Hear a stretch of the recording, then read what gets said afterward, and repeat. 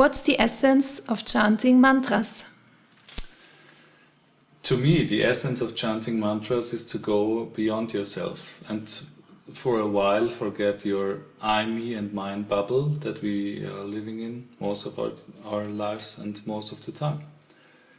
So it's about forgetting your life, your problems, your status, and connect with something deeper inside of yourself. That's the divine. You can call it the divine or spirit, whatever you want to call it. And find this connection inside of yourself. Yeah, and let that bit carry you into looking beyond your own plate, so to speak. Yeah. That's what he said anyway. I think he said it all, Richard. It just one very simple sentence.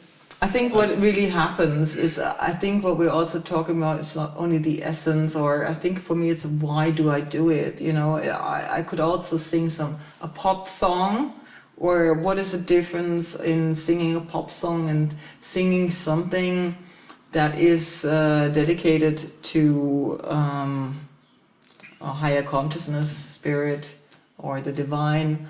And I think it's the remembrance that comes with it. I mean, we, for example, we chant some mantras, you know, we do chant mantras that have a different language, that's comes from a different country, and that's very helpful because by chanting it, you're just rehearsing, you're saying words that you literally don't maybe understand sentence by sentence, word by word, as you would in your own language.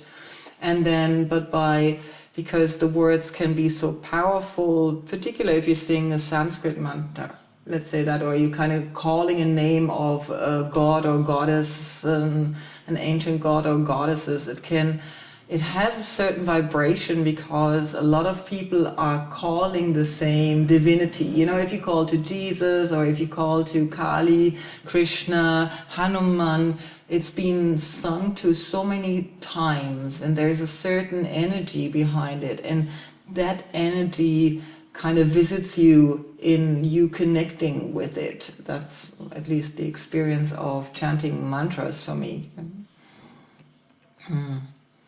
While you can have the same essence, also writing a song around the divine, I mean, in your own language. How do you see that?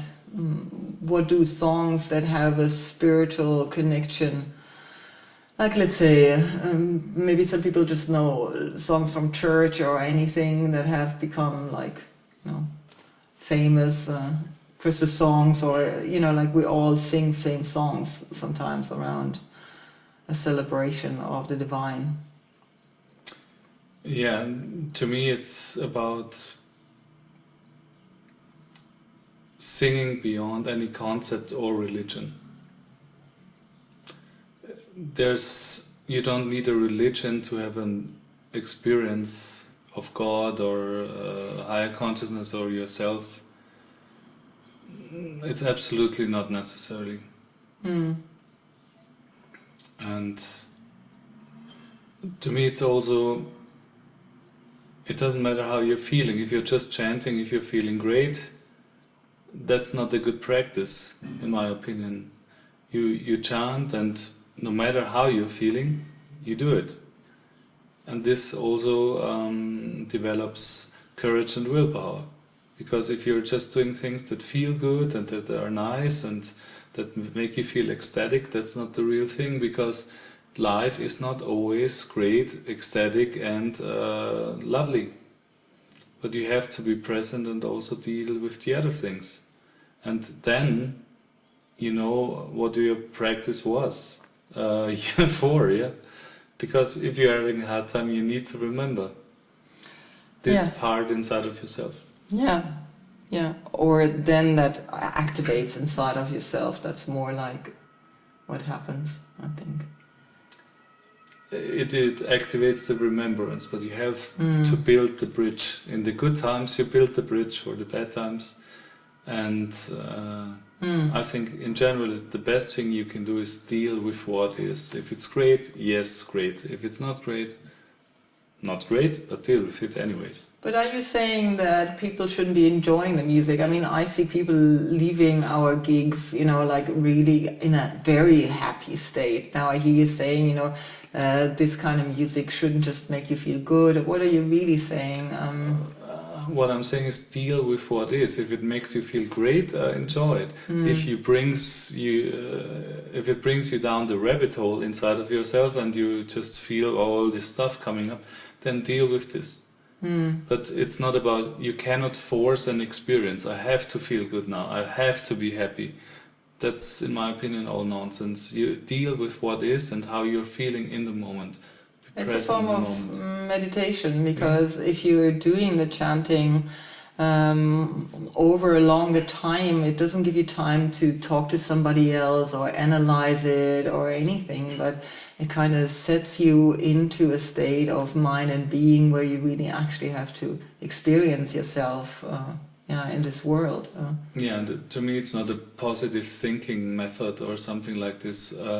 It's connecting me with a deeper place inside of myself, and this is the seductive part. This is the part I feel drawn to, this deeper part, and it's not necessarily joyful or ecstatic, but it's true. That's the best I can explain it. It's so true that it attracts me to go there. Do you have maybe we can give an example what mantra has done to us, and you know why it works? Maybe you have you can share your story about one of the mantras you sang to help you. Let's say it like this: in a very dark time of my life, the Hanuman Chalisa came to me, and then I started connecting with it, and I started chanting it more and more.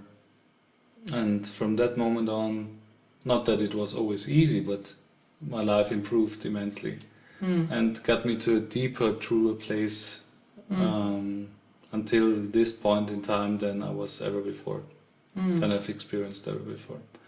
And I think for a lot of people, if you find something that connects you with this deeper power or deeper form of consciousness you can hold on to, this is the biggest safety net and relief you can have in your life.